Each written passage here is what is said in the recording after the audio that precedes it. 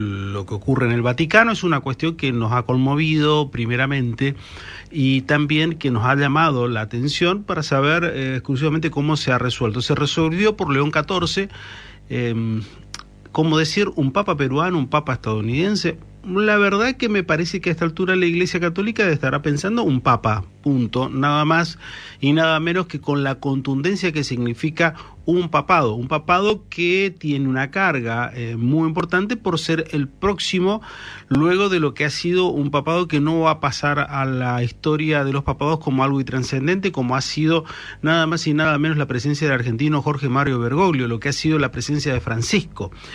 Manuel Sánchez es vaticanista y profesor de la Facultad de Comunicación de la Pontificia Universidad de Santa Cruz en Roma. Manuel, ¿qué tal? Buen día. ¿Cómo le va? ¿Cómo está usted? Buen día, muy bien, muchísimas gracias. Por favor, un gusto poder escucharlo. ¿Qué significa León XIV, digo, y especialmente en los primeros pasos? ¿Cómo lo visualizan y cómo lo observan? Bueno, se visualiza a un papa que por una parte agradece tanto a Papa Francisco porque fue el que lo trajo a Roma, le nombró primero obispo de Chiclayo en Perú, lo trajo a Roma, le nombró cardenal, es decir, varios momentos en estos días Papa León XIV se ha referido a Papa Francisco, pero por otra parte también es un papa con su propio estilo, su forma de ser. Pertenece a la congregación religiosa de los agustinos y que tiene su digamos, como mencionaba antes, un recorrido que ahora empieza y que tendremos que ir analizando. Claro. Llama la atención varios hechos particulares y a partir de ahí la pregunta viene sobre cómo será su inserción en una geopolítica que siempre la Iglesia Católica se ha mostrado muy proclive a ella. ¿Cómo lo observan ustedes? ¿Una continuidad de Francisco, una profundización de Francisco o es otro tipo de papado que deberemos esperar? Yo creo que una fotocopia de un papado no ha existido jamás en Roma, de uno con respecto a otro anterior. Cada papa ha hecho una cosa nueva, también porque el contexto cambia, el contexto va variando, ¿no?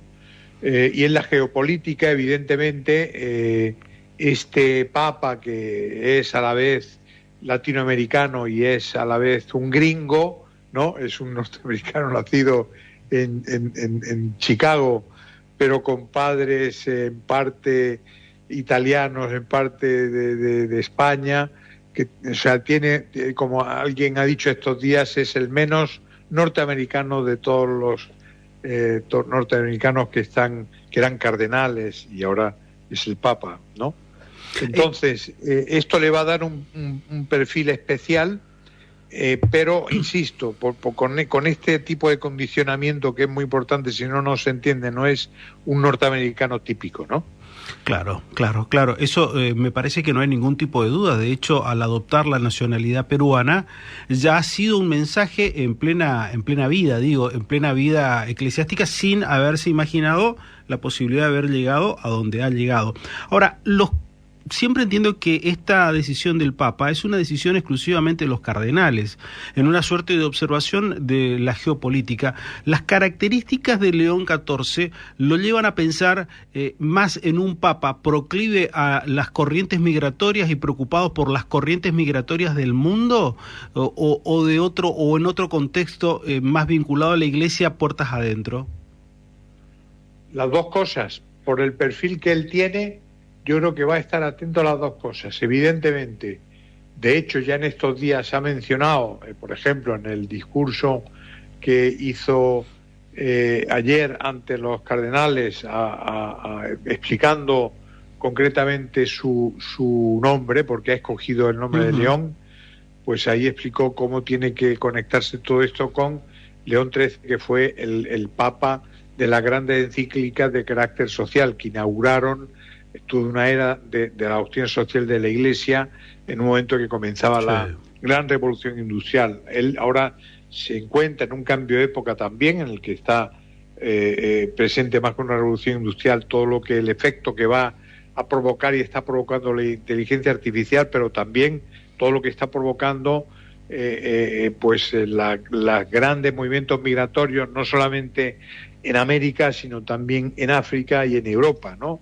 Los de África a veces, por ejemplo, se les presta menos atención porque aparecen menos en la prensa, pero son tan importantes o más en cuanto a número que lo que vemos en América, pensando en Estados Unidos o en Europa, llegando desde el sur, del norte de África, ¿no? Por tanto, él va a estar atento, me parece a mí, a las dos cosas. Él tiene una preocupación fundamental que es declamar, es el desafío pastoral también, de poner en el centro de todo a Cristo, es decir, no hablar solamente de la Iglesia como un ente o un agente social, sino sobre todo, en primer lugar, que busca a Jesucristo en su identidad total. León XIII, que bueno, el nombre lo toma de León XIII, porque por eso es el León XIV. Y usted hablaba sobre la encíclica, obviamente la encíclica Rerum Novarum, que fue prácticamente una encíclica que ha marcado y mucho la Iglesia Católica durante todo el siglo pasado. ¿Cómo cree usted que este Papa se perfila para ser un Papa más de dejar una encíclica marcada o en realidad un trabajo profundo? Digo por las características que tiene de Agostino. Sí, yo creo que él también por su bagaje de carácter teológico, jurídico, por personal, digamos, no va a ser, me parece a mí, es decir, una lectura forzosamente superficial porque estamos en el principio, ¿no? Pero yo creo que va a ser, va a ir desarrollando textos y documentos de referencia en este terreno tan delicado de cambio de época, que tiene implicaciones sociales y tiene también implicaciones de carácter religioso. Pero él, yo creo que ha llamado mucho la atención en estos primeros momentos a la importancia de subrayar la identidad cristiana, dándole todo el culto debido y toda la importancia de vida a Cristo y a la identidad cristiana de la Iglesia, ¿no? No solamente como un importante actor social que hace tanto en todos los continentes por los desprotegidos, por los que no tienen ninguna atención por parte de los gobiernos, también a estar atento a todo eso, pero dando importancia en primer lugar a la identidad religiosa fundamental. Hay un hecho que ha sido singular, porque siempre se quiso intentar comparar el Papa actual con Francisco, pero como no había una suerte de comparación de índole personal, se buscó a través de las diversas órdenes. Es decir, la pregunta básica que venía es qué diferencia marcaba o había principalmente entre los agostinos y los jesuitas, y una de ellas, que me parece que es un dato no menor, es la vida en comunidad, que es la lógica que quizás más diferencia tiene entre los agostinos y los jesuitas. ¿Qué quiere decir eso? ¿Para dónde quiere orientarnos? ¿O para dónde hay que mirar un poquito más a los agostinos? Sí, yo creo que evidentemente cada congregación religiosa tiene sus señas de identidad que tienen importancia adintra de la iglesia, ¿no? Sí. Pero para la gran mayoría de los creyentes, que son gente, digamos, que no tiene vinculaciones con ninguna orden religiosa, en fin, que son cristianos corrientes, serán menos relevantes. En cualquier caso, una cosa que me parece que tendrá importancia, por ejemplo, es que el Papa León XIV, pues es un agustino que se entronca con una tradición teológica fundamental en la vida de la Iglesia, que es la de San Agustín, ¿no? Con una forma, un estilo de oración, de relación con Dios y también de profundización de la fe, que es muy fuerte, ¿no? En ese sentido también para ellos es muy importante, desde un punto de vista interno, la vida comunitaria. Para los jesuitas es menos importante, secundario, porque ellos son más hombres de acción, ¿no?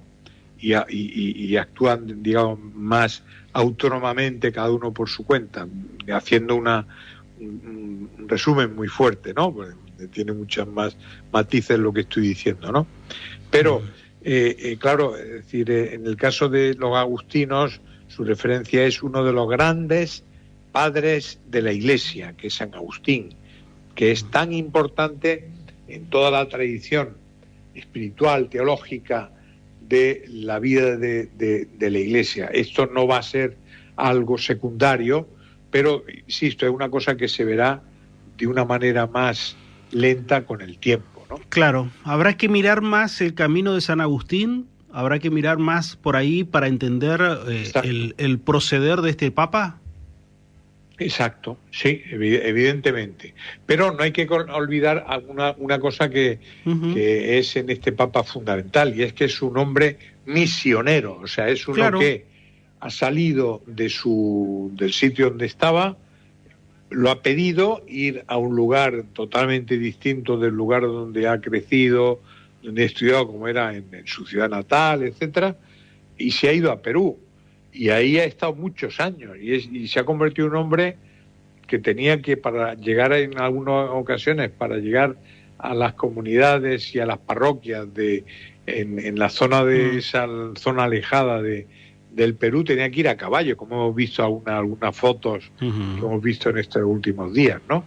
Es decir, que es un hombre de acción también, no es uno que, digamos, más profesoral como fue el Papa Ratzinger, Benedicto, ¿no? Es un hombre que me parece a mí aúna la acción con también la reflexión y la espiritualidad bien radicada en San Agustín. En realidad lo que usted está diciendo, para traducirlo un poco más, salió de su zona de confort, salió de su lugar de comodidad. Totalmente. Y se fue a un Perú que el lugar que le ha tocado en Perú ha sido un Perú de pobreza profunda y de desigualdad notable. Totalmente. O sea que él no ha elegido precisamente el camino más fácil. No, desde luego, no lo ha elegido y viendo su recorrido biográfico, vamos viendo cómo ha sido una persona en la que mucha gente ha confiado en él, ¿no?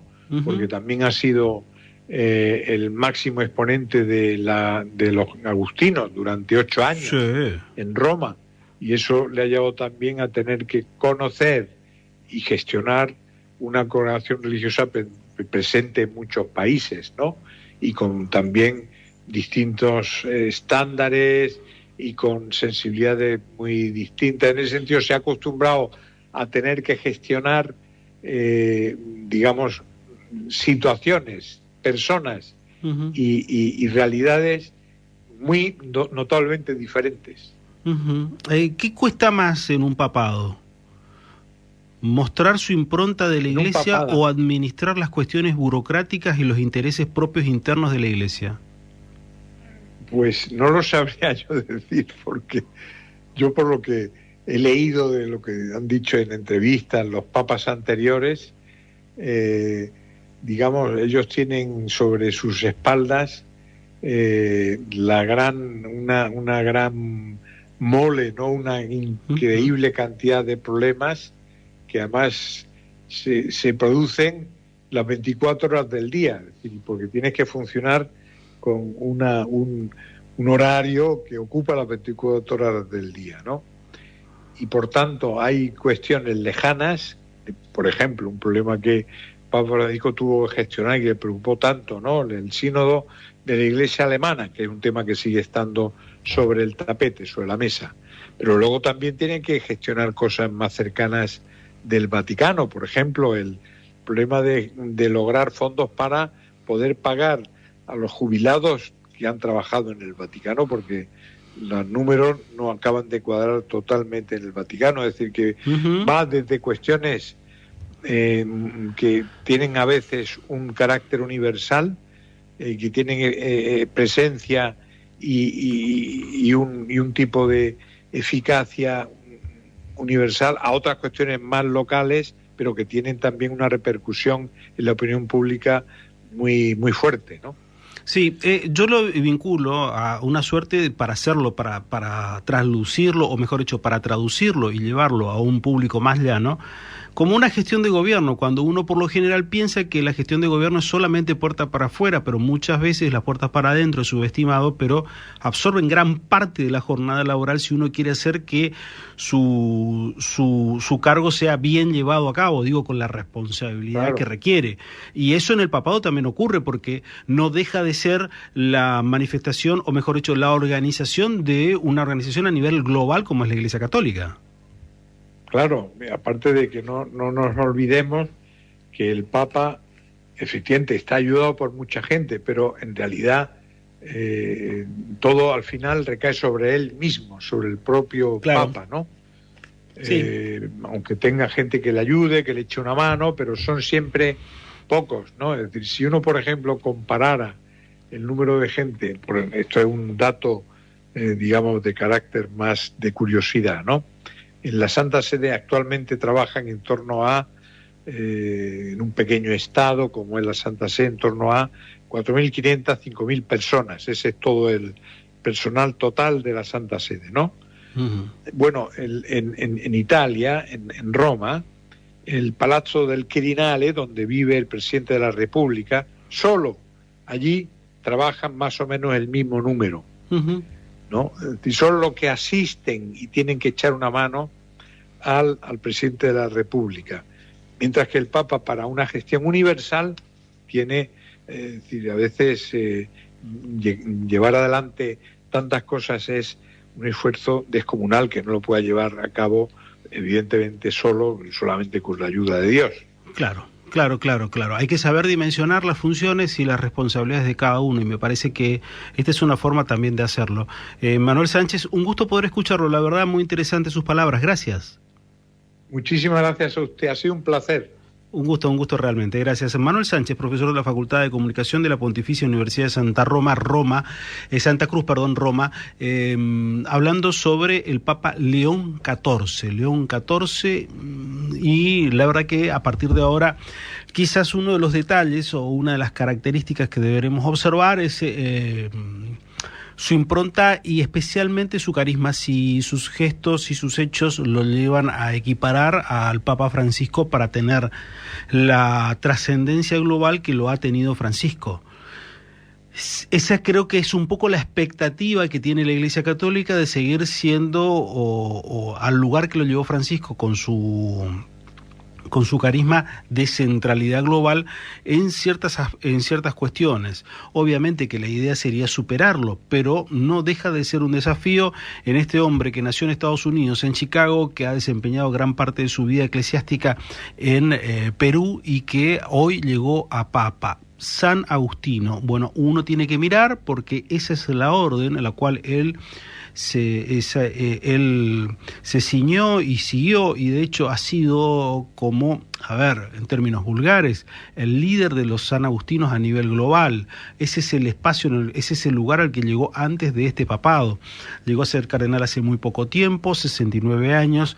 ¿Qué pasará en la Iglesia Católica? Bueno, no deja de ser un tema que obviamente en la ciudad de Corrientes, en la provincia de Corrientes, la República Argentina, a todos nos involucra con particularidad. Y habrá que ver también cómo prosiguen los tiempos y seguiremos contando un poco más de la historia de esto en los próximos días.